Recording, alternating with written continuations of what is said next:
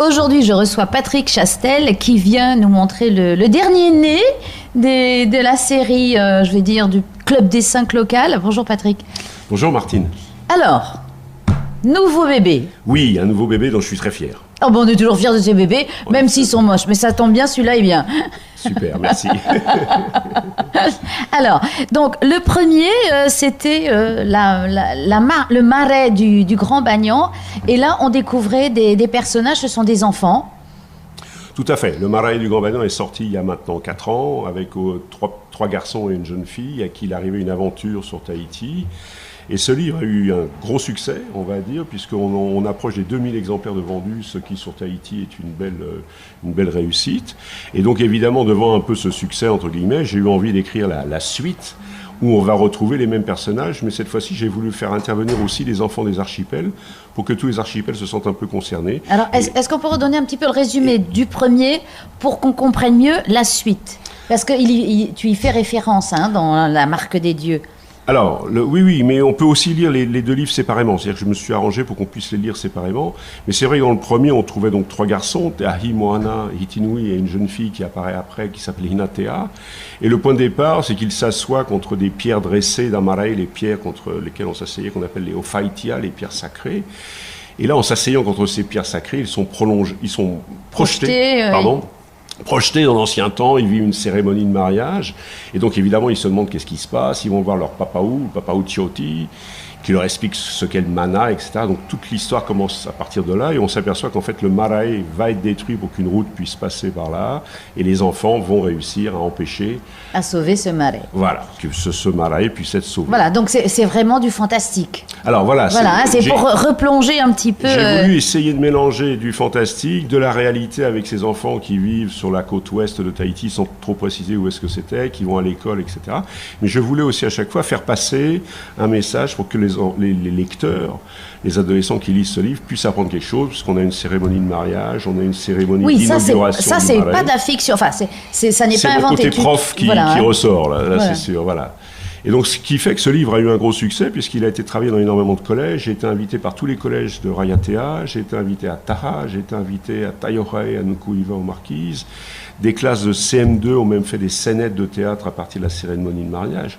Donc, il y a eu un écho très, très important autour de ce marais du Grand Bagnan. Et donc, c'était obligatoire de donner une suite, parce que c'est même les enfants qui me la réclamaient dans les classes en me disant... oui, quand même, bon, alors, c'est quoi la suite, voilà, qu'est-ce qui va se passer? Et là, voilà, la suite, c'est la marque des dieux. La semaine dernière, La Marque des Dieux. Alors on retrouve toujours les 4 camarades, 3 garçons, une fille. Absolument, mais là cette fois-ci j'ai voulu faire intervenir des enfants des archipels et des légendes des archipels. Oui, parce que est-ce que c'est le point de départ, est-ce que c'est une légende réelle? Cette histoire du vieux qui peut pas trouver le chemin, enfin on va dire paradis. Oui, du Hawaï. Tu t'es arrangé un petit peu. Ça, ce n'est pas une véritable légende. C'est moi qui ai créé un peu cette histoire. Oui, mais bon. Comme dans toutes les histoires, sinon bon. Je suis pas prof d'histoire pour rien non plus. Prof d'histoire avec un grand H. Et là, c'est prof d'histoire avec un S. Un petit H et un S à la fin. Tout à fait. Donc là, je suis parti de cette tribu massacrée sur l'île de Ivaoa, et puis ce vieux prêtre, ce vieux Taoa, qui ne peut emmener son peuple vers le Hawaiki, donc la terre originelle, le paradis des ancêtres. Et donc, parce qu'on lui a volé ces objets sacrés, et il faut retrouver les objets sacrés, et il faut aussi que son savoir soit enseigné. Ah oui, toujours la transmission du savoir. C'est un petit peu le pédagogue, là, qui... Voilà. Complètement. Ça, je ne peux pas m'empêcher. Quand on est tombé dedans. Exactement. Et donc, c'est le tiki en pierre qui va graver cette marque des dieux, le patou et toi, comme on dit en marquisien, sur sa pirogue, la pirogue du Taoa, du grand prêtre. Et cette pirogue est chargée d'aller à la rencontre d'enfants à qui transmettre le savoir et pour récupérer également les objets sacrés. Donc là encore, on passe du fantastique au réel. Il y a un petit peu de géographie aussi, parce que il y a la carte des... Alors c'est vrai que ça interpelle dès le départ, parce qu'on voit qu'il y a ces cartes là au début, et on se dit on va voyager. Absolument, voilà. On part des Marquises, la pirogue se dirige ensuite vers Rangiroa. Il faut pas tout dire. D'accord. Et ensuite vers Orurutu. Voilà, on voit qu'il va se passer des choses. Alors, c'est rigolo parce que si on a un petit peu bougé, moi je suis allée dans tous ces coins-là, j'essaie de me dire, ah oui, tiens, sud, j'ai raté le tiki qui était là. Alors c'est l'occasion de raconter une légende des Marquises au départ, puis une légende de Roroutou, puis une autre histoire qui se passe autour de Tuamotu. Ça, ce sont des vraies légendes. Absolument. Absolument. Voilà, recueilli, estampillé, voilà. La légende, PF, c'est bon. Absolument. La légende des Marquises se passe à Wapo, et c'est une légende qui était déjà dans mon recueil Mythes et légendes des îles Marquises. Et donc j'ai repris, je l'ai adapté un petit peu pour les enfants, évidemment, pour les adolescents. Et la légende de Roroutou est très intéressante, puisqu'elle est très connue à Roroutou. C'est l'histoire de Ina l'ogresse. Grèce, là. Roroutou, mais qui va enseigner aussi le tressage du pandanus, du payoré aux habitants des Australes. Donc c'est une légende qui est très très intéressante. Mais la fin, tu l'as un petit peu arrangée ou... Non, j'ai repris... Voilà, on va pas dire, alors, il y a plusieurs versions de cette fameuse légende de Ina l'ogresse. J'en ai pris une, mais je n'ai rien cherché à arranger ou quoi que ce soit. J'en ai pris une assez simple, c'est vrai. Et donc, alors, vers la fin, on va s'apercevoir que ces quatre du Club des 5... ils vont faire des copains, quoi, parce que... Alors voilà, donc on va avoir... Du coup, tu t'es dit, tiens, 4, c'est quand même passé, allez hop, des copains par-ci, des copains par-là. Il fallait intéresser les archipels. Donc il y a cette jeune fille, Vaikua, qui est de Wapo. On a un garçon, Vaki, qui est de Tiputa, à Rangiroa. Et puis on a Vatiti, qui est à Roroutou, qui vont tous intervenir pour pouvoir sauver le peuple de la vallée Taoa à Ivaoa. Et ces enfants-là, pour différentes raisons, vont devoir venir, on est pendant les vacances scolaires, sur Tahiti. Et évidemment, l'envie, c'est d'écrire le numéro 3, où nos 3 enfants des archipels vont retrouver les 4 de Tahiti. Ils vivront. C'est déjà en route, alors? Oui, l'idée est déjà... Là, elle est là. Elle est là. Donc, on donne rendez-vous très bientôt, non? J'espère. À chaque fois, il faut combien de temps à peu près pour... entre l'idée, la rédaction, la relecture, l'imprimerie? Une année, je dirais, grosso modo, une année. Comme un bébé, quoi, presque. C'est à peu près ça, voilà, c'est une bonne gestation. L'écriture... Puis au moins, elle ne pleure pas la nuit. Hein. L'écriture prend 6 mois à peu près, puis en effet, après, il y a un travail de relecture, et puis il y a un travail avec l'illustratrice.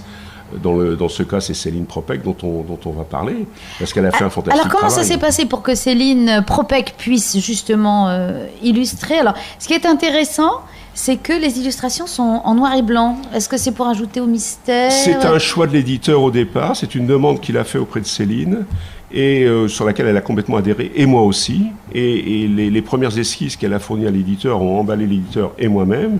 Et donc, elle a fait un très beau travail après. Donc, Céline est graphiste et illustratrice de métier, de formation. Elle a vécu 5 ans à Tahiti. Actuellement, elle n'est plus sur le territoire, elle est sur Paris. Mais nous avons eu une amie commune et nous nous sommes vus au Salon du Livre de Paris, où j'étais invité pour mes Mythes et légendes des îles Marquises. Et voilà, on a parlé d'illustrateur pour mon prochain bouquin. J'ai donné mon texte à lire. Céline a beaucoup aimé le texte. Et voilà, elle a fait quelques esquisses, ça l'a inspiré, elle a fait quelques esquisses qu'elle a proposées à l'éditeur qui a été emballé. Et puis après, il y a eu tout un travail en liaison avec elle. Mais j'étais très content à la fois qu'elle aime beaucoup mon texte, parce que je crois que c'est important que l'illustratrice comprenne. Oui, on retrouve son âme d'enfant. Quand on a aimé le Club des 5, le Clan des 7, tous ces enfants qui sont en recherche, puis qui gagnent à la fin quand même. Il faut. Faut pas que ce soit gore quand même, c'est pas les films d'horreur. Et ce qui est intéressant, je pensais, parce que la couverture, elle est en couleur, mais quand on voit l'illustration en noir et blanc, on a l'impression de voir quand même les couleurs, parce que... Mais je trouve que ces illustrations en noir et blanc laissent planer un certain mystère. C'est-à-dire que je pense que ça va permettre aux adolescents, du moins c'est les échos que j'ai jusqu'à maintenant, de rêver un peu, d'imaginer ce qu'il y a derrière ce noir et blanc, etc. Et je pense que c'est une très très bonne idée d'avoir des illustrations justement qui laissent planer le mystère et qui laissent un peu l'imagination des enfants libre d'aller... Donc on la retrouvera peut-être si elle est inspirée par le numéro 3. J'espère, bien sûr. Oui. Donc ça, c'est édité chez Haripo. Alors, les éditions Haripo, absolument. Denise et Robert Koenig, des éditions Haripo, qui ont décidé de se lancer un peu dans la littérature jeunesse. Enfin, ils avaient déjà fait quelques ouvrages en littérature jeunesse. Et je suis très content d'avoir travaillé avec eux, en particulier avec Denise, qui au niveau de la relecture, du travail sur le texte, fait un travail très pointilleuse, et donc tu es tranquille. Oui, mais c'est passionnant pour un auteur d'avoir quelqu'un... Parce qu'il est difficile pour un auteur d'avoir un œil neutre par rapport à ce qu'on écrit. Et donc d'avoir quelqu'un qui reste en toute objectivité...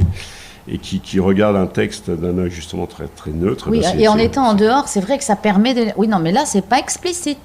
Non. Là où c'est... Oui, tout à fait. Ouais. Alors, d'autant que toi, tu aimes bien les légendes, puisque tu avais sorti aussi ce livre chez Haripo, les mythes et Légendes des Marquises. Donc oui, il y a un petit peu moins d'un an, pour le Salon du Livre de l'année dernière, était sorti ce recueil de mythes et légendes des îles Marquises. Là, c'était un énorme travail, c'était 4 ans de travail pour moi. Parce que c'est des très vieilles légendes, il a fallu faire très attention à la réécriture de ces légendes. Et à la véracité, et que ce soit adoubé par les gens qui détiennent la culture. Et en même temps, qu'il fallait qu'il soit agréable à lire, donc fluidité. Oui, parce que des fois, c'est un peu ardu de comprendre. C'est un peu ésotérique, c'est les gens, on a du mal, on arrive à la fin de l'histoire, on dit bon, je recommence, et non. Hein. Oui, surtout que toutes les légendes marquisiennes n'ont pas toujours obligatoirement une fin ou une chute ou une morale. Oui, ça se termine parfois un peu comme ça. Pouf. Mais bon, voilà. Mais là, au moins, la Marque des Dieux, ça se termine bien. Mais on attend la suite. Voilà, j'espère. Donc si ce livre a autant de succès, allez, au revoir. Si ce livre a autant de succès que Le Marais du Grand Bagnan, je me mets à l'écriture de l'épisode numéro 3. L'idée, c'est sûr qu'au départ, c'est le Club des 5 qui m'a inspiré, parce que je crois que c'est les premiers livres que j'ai lus quand j'avais 9, 10, 11 ans. Je dévorais le Club des 5, qui est devenu d'ailleurs une émission télévisée, une série à la télévision que les enfants connaissent, puisque quand je passe dans les classes, ils connaissent pas les livres, mais ils connaissent la série télévisée. Bon, donc on va essayer de les replonger dans les bouquins quand même. Et donc voilà, moi j'ai voulu faire un peu un Club des 5 local, et j'espère, je sais pas si j'aurai le même succès. Mais là, ça va finir en Clan des 7, puisqu'il y a les petits camarades des archipels. Voilà. Mais bon, l'idée, c'est de les voir grandir et de les suivre un petit peu. Là, ils vont rentrer en 6e pour les garçons, en 5e pour la jeune fille. Puis j'aimerais bien les suivre à travers leur adolescence, avec de nouvelles aventures. Et à chaque fois, essayer d'apprendre quelque chose à travers ces livres-là, pour qu'il y ait un côté pédagogique. Absolument. Eh bien, merci Patrick, on attend la suite. En tout cas, La Marque des Dieux de Patrick Chastel, illustré par Céline Propec, et c'est aux éditions Hayrepo. Merci Patrick. Je te remercie Martine, merci beaucoup de m'avoir reçu.